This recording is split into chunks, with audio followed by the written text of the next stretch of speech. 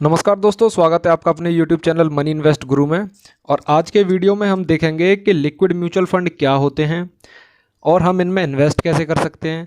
और bank FD तो हमको पता ही है क्या होती है, जनरली सब लोग बैंक में एफडी करने के लिए जाते हैं। तो इन दोनों में बेस्ट क्या है, बैंक एफडी बेस्ट है या लिक्विड फंड बेस्ट है। लिक्विड म्यूचुअल फंड की कुछ लिमिट्स हैं, कुछ सीमाएँ हैं। क्या हमें इसमें इन्वेस्ट करना चाहिए या फिर हमें बैंक एफडी में इन्वेस्ट करना चाहिए, हमारा पैसा कहाँ पे सेफ रहेगा और हमें ज़्यादा से ज़्यादा रिटर्न कहाँ पे मिलेगा। इन्हीं सब सवालों के जवाब आपको इस वीडियो में मिलने वाले हैं।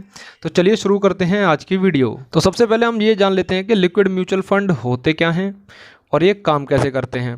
तो लिक्विड म्यूचुअल फंड, जैसा कि हमको पता चल रहा है कि इसमें लिक्विडिटी बहुत ज़्यादा होती है, हम इसमें से पैसे कभी भी निकाल सकते हैं और अपने पैसे को पार्क करने के लिए इसमें इन्वेस्टमेंट किया जाता है। पार्क करने का in the sense, in case कभी आपको 1 दिन 2 दिन 4 दिन 10 दिन के बाद पैसे की ज़रूरत पड़ती है तो आप अपना पैसा आराम से इसमें से निकाल सकें। और चूंकि ये डेट फंड होते हैं और डेट सिक्योरिटीज़ में इन्वेस्ट करते हैं, इसलिए इसमें रिस्क भी ना के बराबर रहता है, लेकिन रिस्क फैक्टर थोड़ा सा इन्वॉल्व रहता है इसमें। तो यही सब के बारे में बात करेंगे।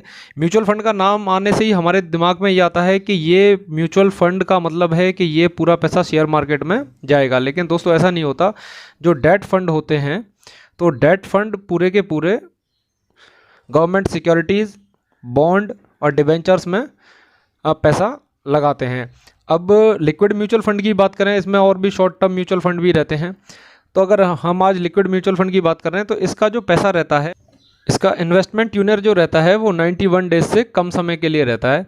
तो 91 डेज से कम समय में कोई भी कंपनी डिफ़ॉल्ट करने का चांस बहुत कम रहता है, इसलिए हमारा पैसा यहाँ पर लगभग सुरक्षित रहता है। तो ऐसे करके ये काम करता है। तो लगभग फिक्स रिटर्न होता है इसका 7 से 8% का लगभग मैक्सिमम लिक्विड फंड जो है रिटर्न दे देते हैं यहाँ पे। तो इसमें आपको थोड़ा सा रिस्क फैक्टर इन्वॉल्व रहता है, क्योंकि कभी कभी ऐसा भी होता है कि मान लो किसी कंपनी ने हमको बॉन्ड इशू किया और वो कंपनी बाद में डूब गई। वैसे ऐसा होता नहीं है कि 91 डेज से कम समय में कोई कंपनी डूब जाए, तो सबसे कम टाइम पीरियड के लिए रहता है, लेकिन होने को कुछ भी हो सकता है। इसलिए हम थोड़ा सा रिस्क फैक्टर भी इसमें इन्वॉल्व करके रखते हैं। लेकिन यहाँ पे हमें एक फ्लेक्सिबिलिटी की आज़ादी मिल जाती है। हम अपने पैसे को कभी भी यहाँ से आज लगाया तो कल परसों या कभी भी हमारा दिल करे कभी भी निकाल सकते हैं। एक तरह का ये पार्किंग रहता है कि हम अपने पैसे को पार्क करके रखें, हम अपने पैसे को सेफ रखें। अगर बात करते हैं हम एफडी की, तो एफडी में क्या रहता है हम ये भी देख लेते हैं। बात करें दोस्तों बैंक एफडी की, तो बैंक एफडी में पता ही आपको फिक्स रिटर्न रहता है। आजकल तो 5-5.5 के आसपास में % के आसपास में रिटर्न चल रहा है बैंक का। कोई भी बैंक से आप एफडी कराते हो लगभग यही चल रहा है अभी। पहले तो 7% के आसपास रहता था, धीरे धीरे करके कम होता जा रहा है। इसमें कोई फ्लेक्सिबिलिटी नहीं रहती। अगर आपने 1 साल के लिए लगाया है पैसा तो 1 साल के बाद ही आपको ये पैसा मिलेगा। हाँ, इसमें ये रहता है अगर आपने पहले से एफडी ब्रेक कर दी तो आपको फिर इसमें कुछ पेनल्टी लगती है। आपको 5.5% ना मिल के नॉर्मल इंटरेस्ट शायद मिलता है, जो भी बैंक का नॉर्मल इंटरेस्ट जो चलता है, तो वो आपको कम हो जाता है। वहाँ पे एक तरह की पेनल्टी लग जाती है आपके पास में।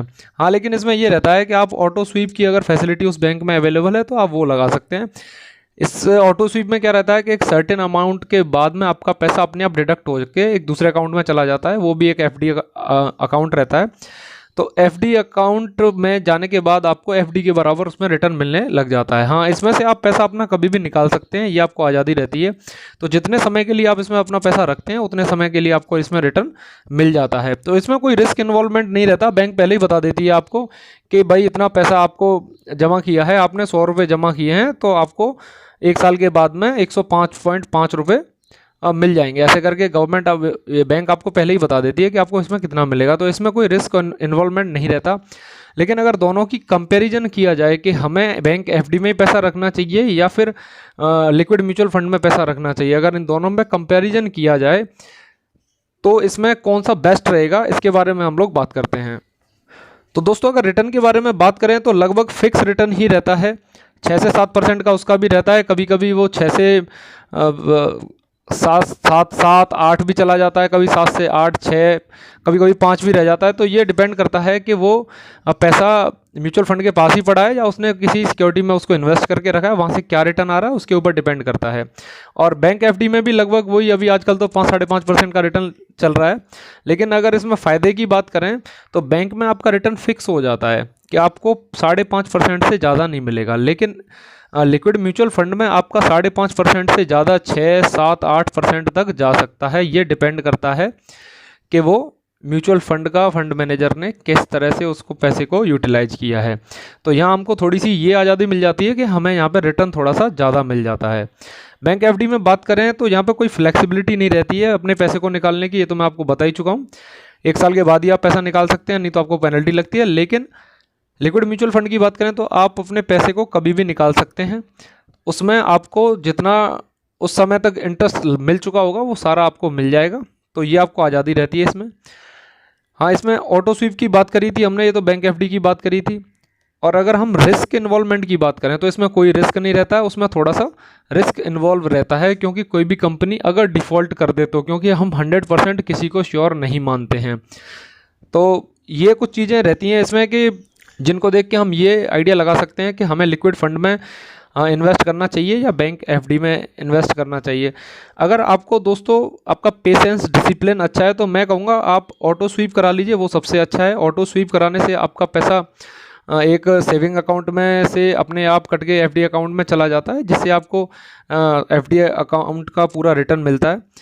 तो एफडी की बराबर ही पूरा रिटर्न मिलेगा आपको अगर आपने ऑटो स्वीप लगा रखा है। लेकिन अगर मैं कहूँगा दोस्तों आपका पेशेंस डिसिप्लिन अच्छा नहीं है, आपको खर्चे करने की आदत है, आपने देखा कि बैंक में पैसा आया है, अभी कुछ पैसा पड़ा है मेरा जिसको मैं निकाल सकता हूँ, भले ही वो स्वीप होके वो एफडी अकाउंट में ही पड़ा है, लेकिन आप उसको निकाल के खर्चा कर देते हो। तो मैं दोस्तों कहूँगा आपको यहाँ पे बैंक एफडी से शिफ्ट होकर लिक्विड फंड की तरफ चला जाना चाहिए, क्योंकि लिक्विड फंड की तरफ जाने से आपका पैसा वहाँ पे आपको बैंक में दिखेगा नहीं और आपके पैसे पे रिटर्न भी बनता रहेगा जितना भी बनेगा, और आपका पैसा वहाँ पे लगभग सेफ है। क्योंकि अगर हम बात करें पिछले कुछ समय की, किसी लिक्विड फंड में अगर अपना पैसा 7 दिन से अधिक के लिए रखा होता तो आपका पैसा प्लस में ही आप निकालते, उसको माइनस में नहीं निकालते। तो इतना तो अब तक रहा है कि हाँ, लिक्विड म्यूचुअल फंड में कभी आपका पैसा लॉस में नहीं गया, आपको प्रॉफिट ही बना के दिया है। लेकिन हम फिर भी एक ये पॉइंट मान के चल सकते हैं कि अगर इन केस मान लो 10 बॉन्ड्स खरीद रखे हैं, उसमें से एक बॉन्ड अगर डिफ़ॉल्ट कर भी जाता है तो इंडिविजुअल के ऊपर उतना बर्डन नहीं आता है, क्योंकि वो जो एक बॉन्ड का पैसा डिफ़ॉल्ट हुआ है वो सभी लोगों में इक्वली डिवाइड होता है। जितने भी लोगों ने वो म्यूचुअल फंड खरीद रखा है तो उतना ज़्यादा फर्क आता नहीं है। लेकिन फिर भी हम अगर ये मान लें कि थोड़ा सा रिस्क फैक्टर इन्वॉल्व है तो आपको बैंक एफडी की तरफ स्विच करना चाहिए। अब ये डिपेंड करता है दोस्तों कि आप किसकी तरफ जाना चाहते हैं। हाँ दोस्तों, एक चीज़ और थी जो मैं आपको बता रहा था कि जो इस वीडियो के लास्ट में बताऊंगा मैं आपको कि वो कौन सा फैक्टर रहता है कि हमें कौन से लिक्विड म्यूचुअल फंड में जाना चाहिए।